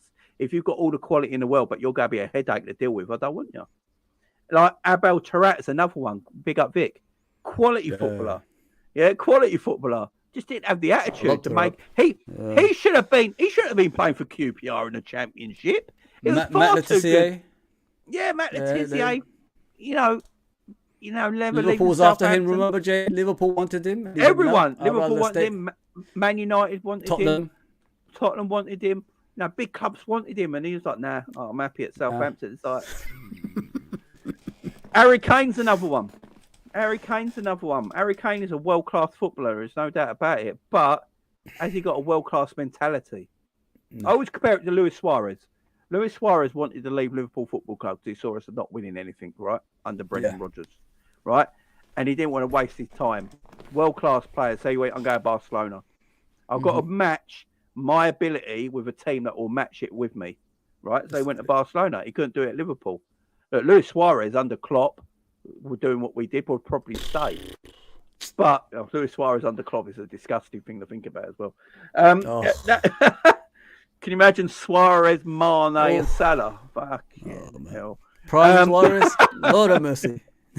You know, so I always compare Kane to Suarez. I know a lot of discussions going on about Harry Kane right now, and people going, you know, you can't not call him world class because he hasn't won a League Cup or FA Cup. I said that myself, to be fair, Jamie. I said the same thing. Like, I don't think he's world class because the reason I say he might do world class performances, but the reason I say he's not world class, JB, is because he hasn't got a mentality of going to a big club and challenging for titles. He should have said that long ago.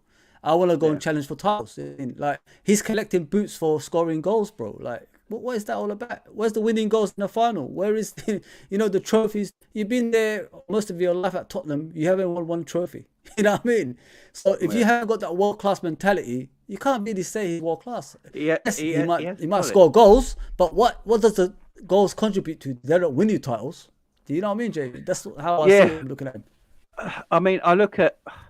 It's a tough one with Harry Kane because he's definitely a quality footballer. There's no doubt about it. And like Intamin said, there's no, Suarez is twice the player Harry Kane is. Come on, man. Suarez even said it. It's the best number 9. It's the best number 9 of our generation. It's the best number 9 of our generation. It's just the longevity. That's all. I'm going to put it this way, and people might not like this, but it's the best number 9 since R9, in my opinion. Yeah, I agree. You got R9 for me would have been, if he stayed fit, I think R9 I don't think there'd be much. I don't think there'd be much talk about Cristiano Ronaldo, the original Ronaldo, stayed fit. I think Messi would still have that shout because who Messi is. Yeah. But I think it'd be R9 and Messi. R9 and Messi. There wouldn't be no Cristiano Ronaldo shout for me. I just wish people seen R9 in his prime, bro. I just wish people seen him. Different. Little clips. Watch him in games. The full game. The way he moved was scary because he was always a big lad. He was always a big lad. He wasn't a skinny kid or anything. He was a lump, and he moved. You know, everyone talks about Haaland now. Go back and watch R9, man. It was a mad. Those poor Italian defenders. You know what I mean? Right? and he played in an era where defenders were defenders. Yeah. You know what I mean? Like when we had some of the best defenders that ever played football played. And he just... There's a video clip in it of Lilian Thuram, Marcel Desailly, Lisa Razou, LaBouffe, and all them. They were talking about him. How do we stop him? You know what I mean? Look at the defenders I'm talking about. You know what I mean? At the time, they were the best in the world. It was Maldini's and all that stuff. And they were asking, how do we stop this number 9? You know what I mean? He changed football, bro. He changed that guy. Yeah. Listen, you're wearing colourful boots because of Ronaldo, guys. That's how much impact he had, man. I got some of these boots. And he was allowed to, by the way. He was allowed to. I don't want to see no colourful boots on average meaty players, by the way. He was allowed to, man. But Ronaldo, Trudon says it. Ronaldo today would get 70 goals a season because the defending's nowhere near as good. The defenders are nowhere near as good. R9 would just tear teams apart.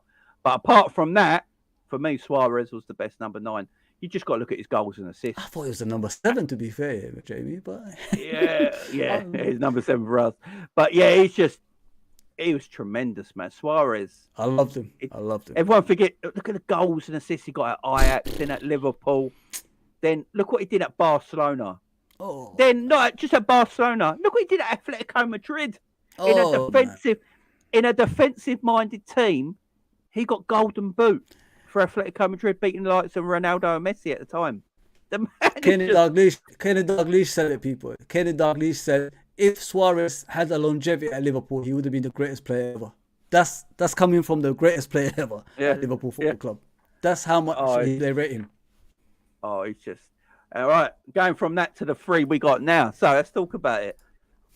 Liverpool forwards, as we speak right now, with everyone fit and available. You got Bobby Firmino till the end of the season now. You got Mo Salah, Jota, Gakpo, and Darwin Nunez.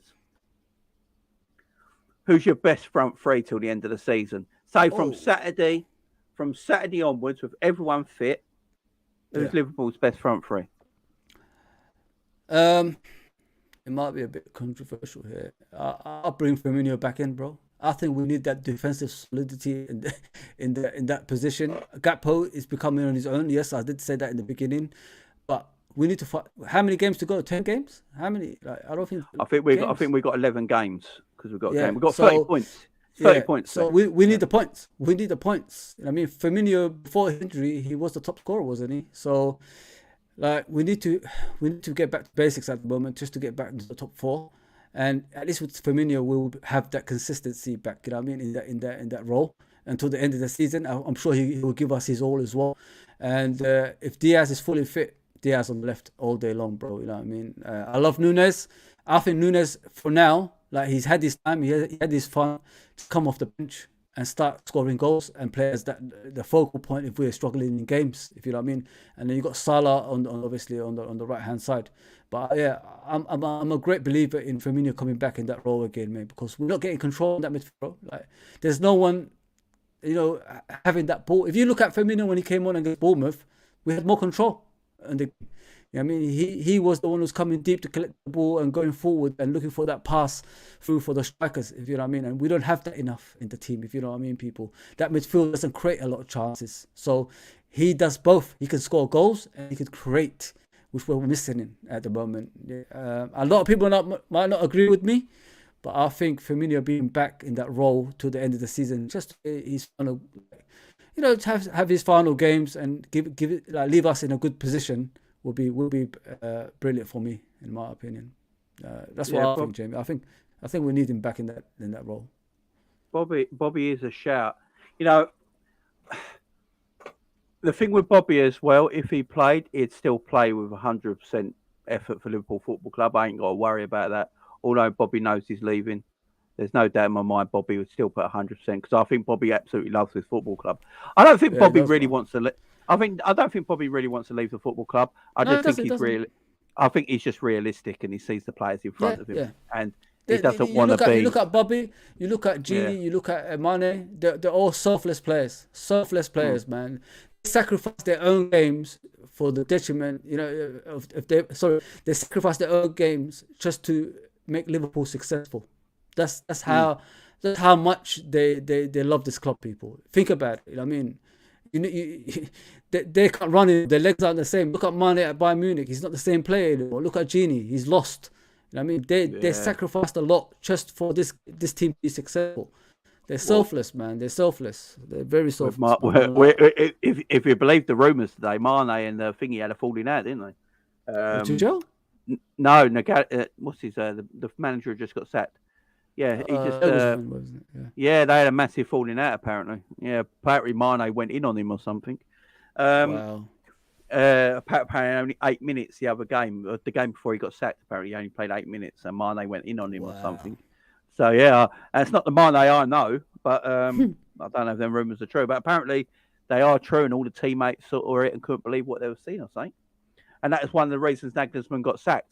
Because I was wondering why they sacked Nagelsmann, because they can still win the German league. They've won every game in the Champions League and just knocked PSG out.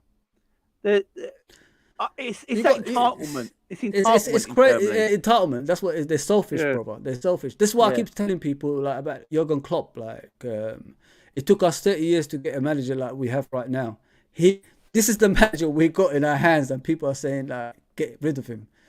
He would say no to Barcelona. He would say no to Madrid. He would say no to Munich. He would say no to the German national team just to stay at Liverpool. This is the manager you got. You know what I mean? And other managers that will come in that will use us as a stepping stone to get to those positions. You know what I mean? And you got to think about it, man. We're in a good position with a manager, and look at the way Bayern Munich treat managers. Look at the way Real Madrid and Barcelona. I think what's his name, Ancelotti, is leaving at the end of the season. They're looking for a younger manager. So it shows, man. Ancelotti leaving Madrid.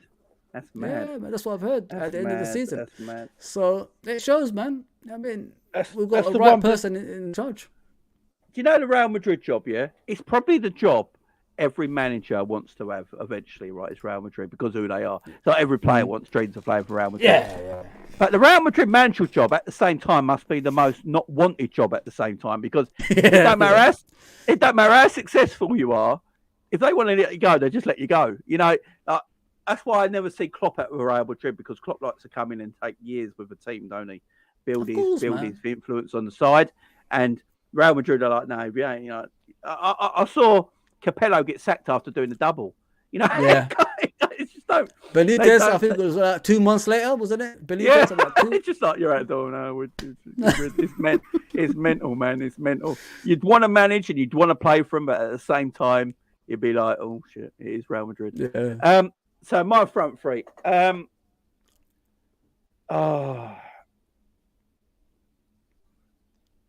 Luis Diaz coming back. I want to know what happens to Darwin Nunez now. This is where I'm very intrigued on the Darwin Nunez situation. I've been saying it for a while. I'm not sure if Klopp's 100% on Darwin now. I know he's the first substitution usually off in the forward area. It's Darwin. Yeah. Now, that might be a minute thing. That's fine. I don't mind that.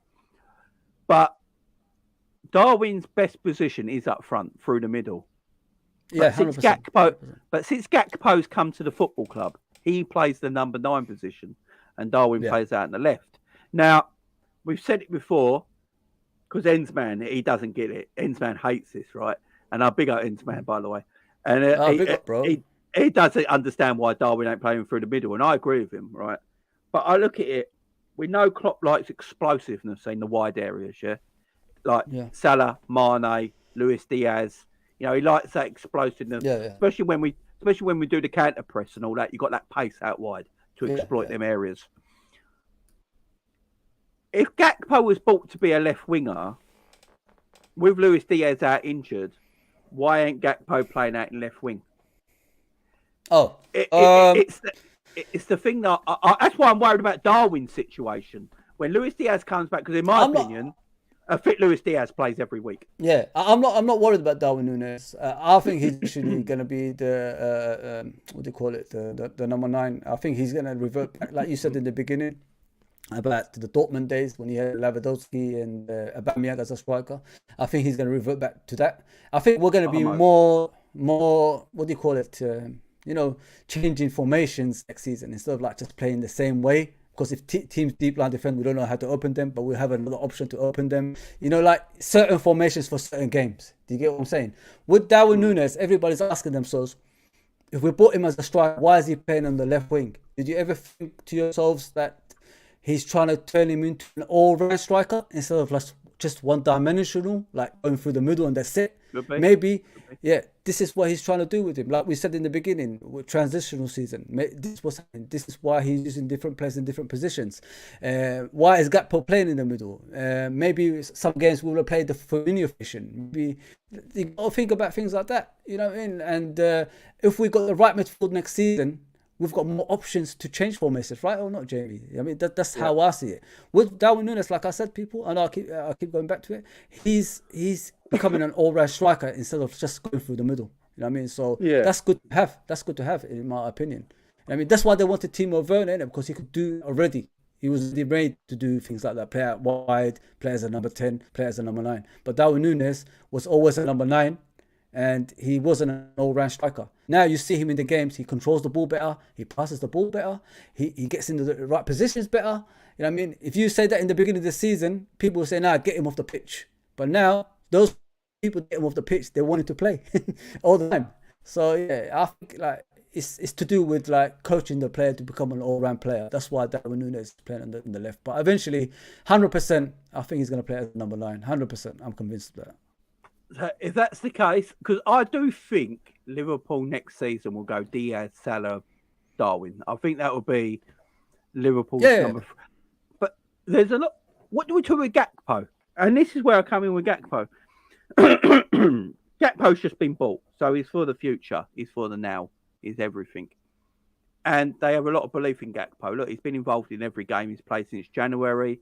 They're playing him in his false 9 position. They're not really thinking about putting him out there on that left-hand side by the look of it right now. I think someone said it in the chat. Are they looking for Darwin to maybe drop back a little bit into that midfield area? Not Darwin, sorry, Gakpo. Gakpo.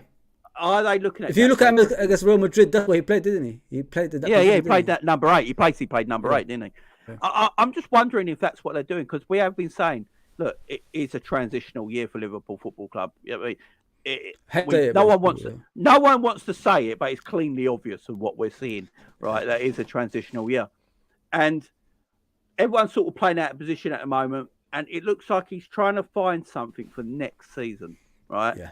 And he's going to work in it in pre-season. I just feel like with Gakpo, they're looking at something that maybe can play a little bit deeper. You know, maybe he can play a little bit deeper. People might not like it because he was a left winger for PSV Eindhoven, and you know, for the Dutch team, he can play in that central area and a little bit deeper. Yeah. I've been saying for a while, people at PSV Eindhoven, apparently when he was there, a lot of people there were saying in a few years' time, Gakpo could probably play midfield. That's what they had in line for him. They were looking at Cody as a midfielder in the years to come when he was at PSV. Yeah. I look at his attributes to his game. He doesn't look like a left winger, does he? He doesn't look like a winger. He's tall. You know, he's tall. He drops back very much. He drops back a lot. You know, naturally drops into deeper positions. He likes getting the ball and bringing the ball. He's got good tight control. He's very good with his back to goal at the same time. You know, he's probably better than Bobby at that with his back to goal as well. And, you know, keeping the ball better. He's very good at keeping the ball, you know, holding on to the play. And as none of our midfield are good at that at the moment.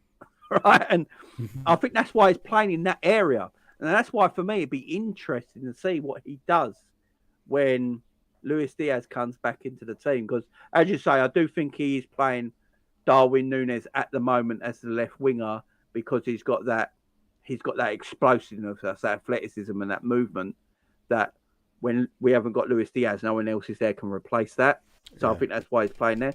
So when Luis Diaz is fit, I do believe Luis Diaz is your number one left winger. He'll play. Salah's your number one right winger.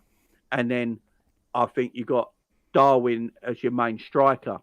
Then you got Gakpo, who can play that false nine as a substitute. He's also versatile and can play the left-hand side. So I'm all for versatility. That's great. Yeah. What do we do with Jota? Oh. What do we do with Jota? Too many competitions to play next season, isn't it? Like, you've got to play too many games. So you got to utilize that squad. I mean, you got to be smart. This is where the manager comes in and uses his brain. I know what you're saying about Jota. The thing with Jota is he's not fully fit, Jamie. I mean, so he can't even grant a place anymore. So he has to work his way back into the team somehow. You know, I mean, so that's what Jota's got to do. That's his way now. Like, he has to think about how to get back into that team. He was in the team. Now he's injured every single time. So he's got to find his way back. I don't want to sell him, but it's down to him. I don't blame the manager. I don't blame because you know, like you could have a formation in place with Jota in it, and you know, a season built around Jota. But is it gonna be a risk or not? You know what I mean? That's what we've got to look at, and it's always a risk with Jota at the moment. And he's just got to work back. He's got to work his way back to the team, mate. It's his problem. I don't think it's the team's problem. I think it's Jota's problem. I mean, he needs to find a way to stay fit. He needs. You could have all those players, but we know he's capable of playing in that first team. We know he's capable of scoring goals. I can't remember the score a goal, but last April. It's been a year. It's been a year. There you go. On Saturday, it'd be 12 months since he scored a goal. Come on, he's having an anniversary, man. You know what I mean? He's going to score again. He's going to score against City now, ain't he? That's what's going. Yeah, so it shows. So I don't blame the team. I don't blame the manager. It's all up to Jota now, Jamie. It's down to him. You know what I mean? It's not his fault injured, but he's got to work his way back into the team. We need that strength and depth in the team. You was asking, where's Gakpo going to play? I said he's going to play in that number 10, and Nunez is going to play as a number 9. We're going to have a double pivot midfield probably next season, and we'll have like 4 attackers. We'll have 4 attackers, you know, instead of 3. You know what I mean? We've got to step away from this 4-3-3 all the time. We've got to find a different way of playing as well. So if Gakpo plays that deep number 10, and then you play Nunez as a striker, that's 4 attackers on the pitch, man. I mean, what more do you need? We're not going to get creativity from the midfield, are we? So if we have that that's more of a threat. Like we're gonna have a threat dribbling. We're gonna have a threat in the air. We're gonna have threat in like finishing. So we're gonna have different, players who do different things in the team. So that's how I see it next season. But with Jota, like I said, it's down to him. I can't blame the manager or the players. He's got to work his way back. The formation thing you said there is a big thing because I've been thinking about that as well. I think Klopp might change it next season. Yeah. I think he's looking at a double pivot midfield and a number 10. And that is why Gakpo is playing his false 9 role. I think he knows what Darwin can do. And I think you're right what you're saying. He's trying to make Darwin a more complete striker by playing the left wing, number 9. So what he's doing out there is learning his touch more, his movement more and things like that. Because I think you are right. As the season's gone on, Darwin's actually improved as a player as the season's gone on. You see it, his touch is better. His awareness is getting better. He's trying to... Yeah. I think he does see Darwin as that number 9 going forward. But you are right with Gakpo. Maybe he sees him as that 10. That's why he's playing that false 9 role, to work it out and get Luis Diaz, Salah, Gakpo is that, Can you imagine behind Darwin. In the box, like you got Gakpo and Nunez like in the air, like two tall strikers gonna header it in and or finish it on the floor. They've got, it's working out. I see it working out the way Klopp was working out, but it's just what's behind them. We've got to work on next. Yeah, definitely, definitely. Aaron says, "Jamie, you look good in white, mate. No Elton John scenes." But I love this kit. I found it out. My wife found it out the other day. I forgot I had it. I barely worn it. Got put away somewhere. And then she found it out the other day. I love this kit. It's similar to the original kit, isn't it? Liverpool's the Adidas green one, the Fowler one. Do you remember that? Yeah, I love this. I love New Balance though. New Balance just make nice kits, man. This stuff is night crap. Damn, it's New Balance. Yeah, they make quality kits, man. They make quality kits. With Jota, my worry about Jota is I want Jota to stay because of depth. We need depth. We'll have some great forward depth, by the way, next season. Yeah. Great forward depth. My only concern about Jota is his injuries. Like, he gets injured quite a lot. He even got injured quite a bit at Wolves as well, so we knew what he was buying. But I'm not... Look, Luis Diaz got injured because it was a foul, like a tackle on his knee. Weren't like, if I remember rightly, it was like it weren't just a muscle injury because and he collided with him and injured him, so it was a contact injury, which is the reason he's out. Jota seems to get injuries without always getting fouled. People touching him, like it's like sometimes a muscle injury, and that's my issue. Like Thiago getting muscle injuries. Where if you get a contact foul and it's left you injured for a year, like Van Dijk got, then that don't mean you're an injury-prone player. That just means you got a terrible foul and you got injured. Yeah. But Jota seems to be getting muscle injuries all the time. Like, he gets injured and then weeks later he got another injury while he was injured. Sturridge, Sturridge again. Yeah, Sturridge. And it's like, that's a worry for me. And at the same time, we've had Jota injured. We've moved on and brought Darwin and Gakpo in. Yeah. And right now, Darwin and Gakpo are in front of Jota, in my opinion. Yeah, 100%. And Jota's got to work his way back into the team. Now, look, Jota's a good player when he's on form. There's no doubt about it. He can score goals. I think he's, apart from Darwin, he's probably our most predatory striker, in the box.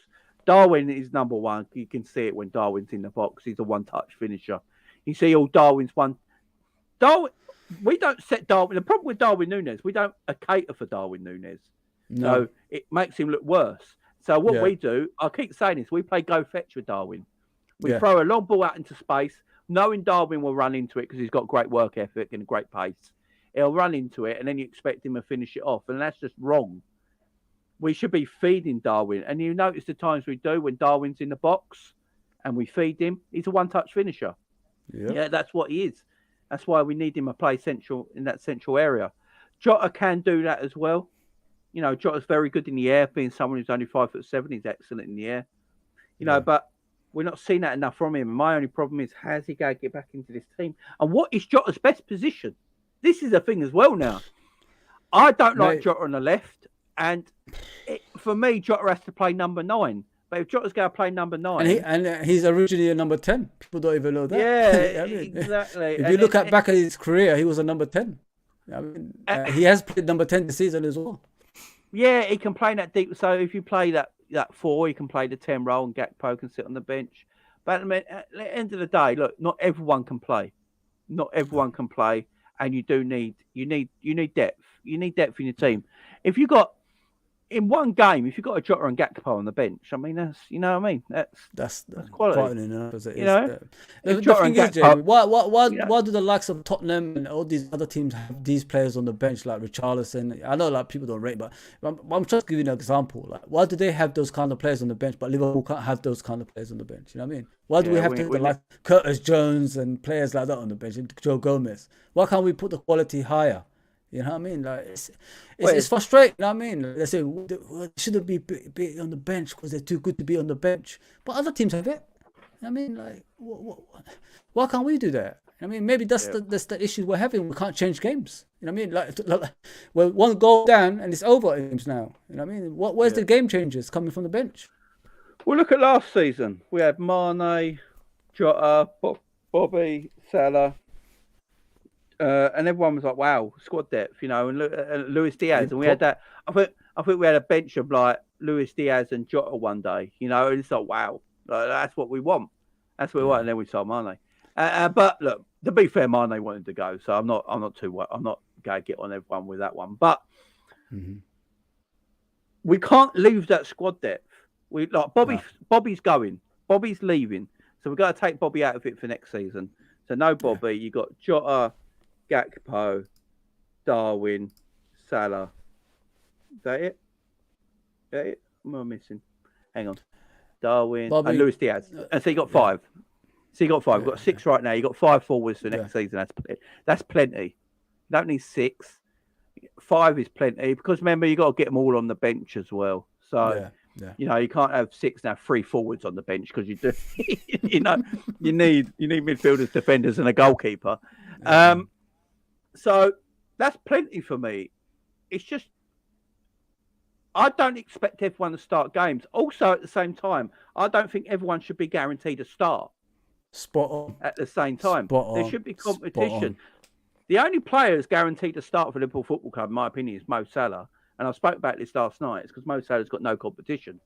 You know, Mo Salah looks around at training. The only right winger we got apart from Mo Salah is Ben Doak and Harvey Elliott. You know, Mo's going to be like, well, I'm playing every week. That says enough, Mo's like, I'm playing every week. It don't matter about my performances. I can ghost games knowing I'm going to play next week. I can guarantee you right now, Salah wouldn't ghost games if he had competition behind him. 100%. Right?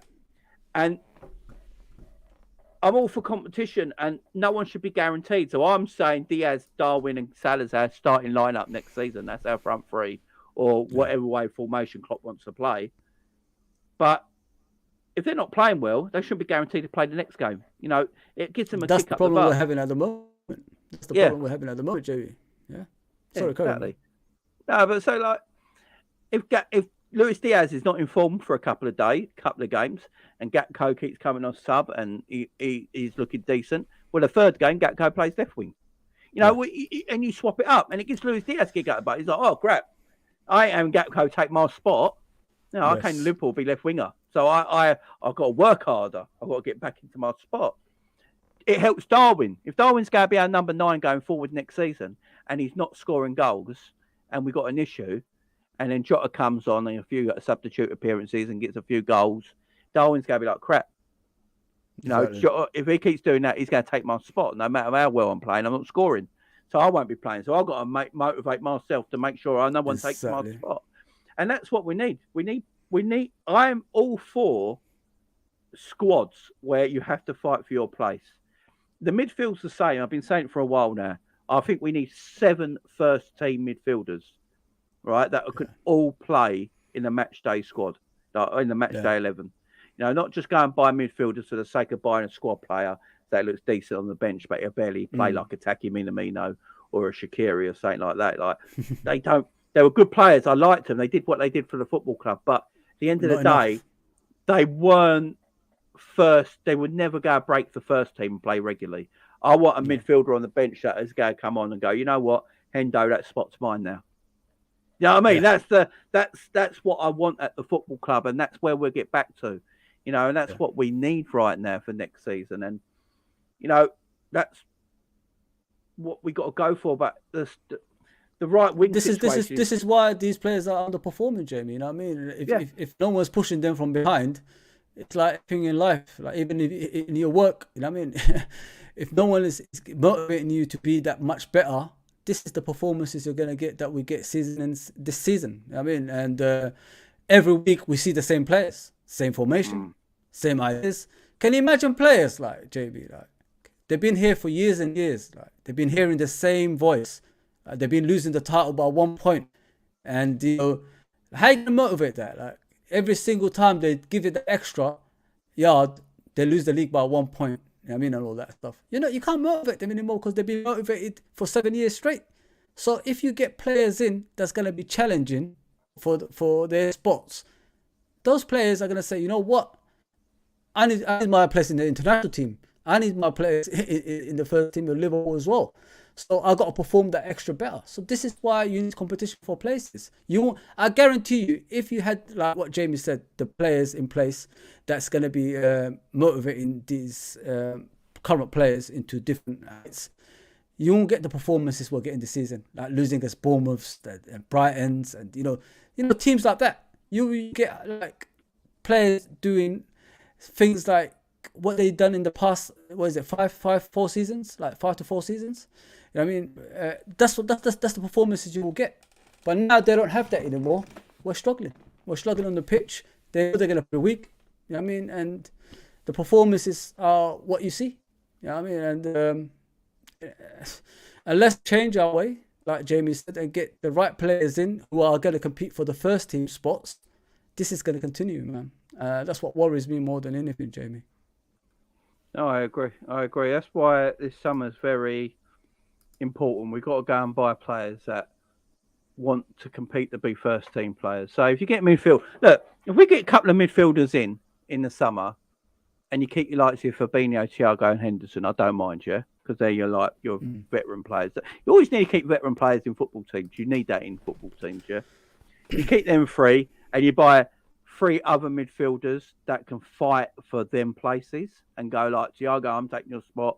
Fabinho, I'm taking your spot. Hendo, I'm taking your spot. That gives you competition, and straight away that makes us a better football team next season, without a shadow of a doubt, right? That's what I want in. So, Klopp, just go and get the players you want. If a Jude Bellingham comes to Liverpool, straight away he takes everyone's spot. You know what I mean? That makes us better, right?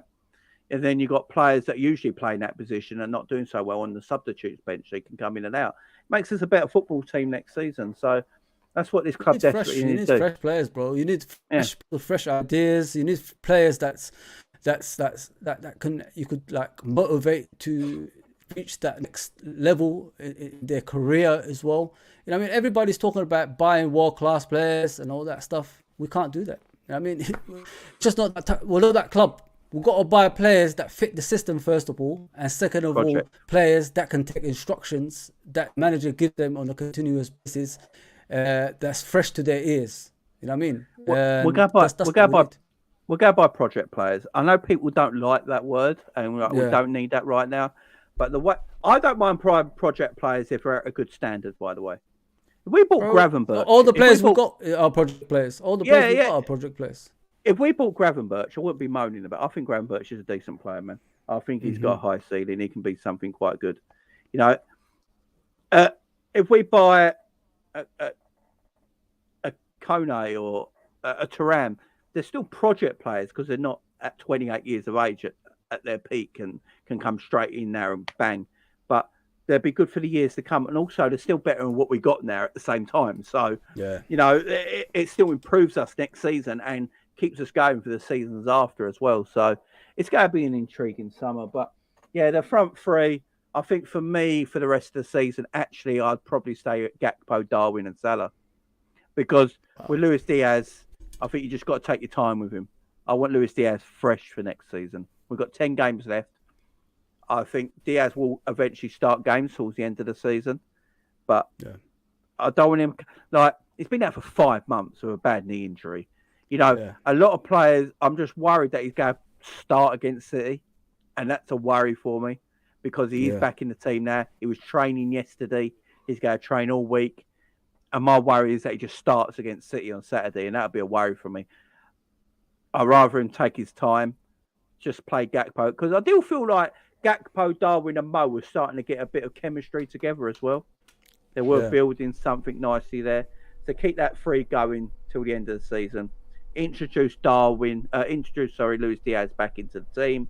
Give Bobby some minutes as well before he leaves at the end of the season. Jamie, do you think like a lot of these new players are pushed in too quickly because of the injuries we got at the moment? Do you think this is? I don't think.